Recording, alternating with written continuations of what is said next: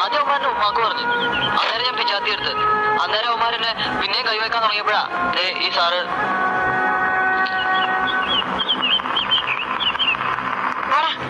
ഈ കുളത്തിലാക്കിയത് ഏത് കൊമ്പത്ത് ഓഫീസറായാലും ശരി അവരോട് നേരിട്ട് എന്ന് ചോദിച്ചിട്ട് ബാക്കി കാര്യം അങ്ങോട്ടും. അയ്യോ ചേച്ചി വേണ്ട, പ്രശ്നങ്ങളൊക്കെ തീർത്തു. ഈ സാറ് കടലാസിൽ ഒപ്പിട്ട് കൊടുത്തു. ഓഹോ, എന്ത് കടലാസ്? On whose behalf? ഇല്ല, പ്രത്യേകിച്ച് പരാതിയൊന്നും ഇല്ലാന്ന് എഴുതി കൊടുത്തു. അങ്ങനെ ഇവന് പ്രത്യേകിച്ച് പരാതിയൊന്നും ഇല്ല തീരുമാനിക്കാൻ ഈ സാറ് ആരാണാവോ ഇവന്റെ? മനസ്സിലായില്ല. അല്ല, ഞാൻ ഈ കുട്ടിക്ക് വെറുതെ കോടതിയും കേസും ഒക്കെ ആയിട്ട് പ്രശ്നങ്ങളൊന്നും വേണ്ടല്ലോ എന്ന് വിചാരിച്ചു. ഓഹോ, എന്താ കോടതി കയറിയാല് ഇവനിങ്ങ തൊണ്ടതാതെ വിഴുങ്ങിക്കളിയോ മജിസ്ട്രേറ്റുമാര്? വിചാരിടാ.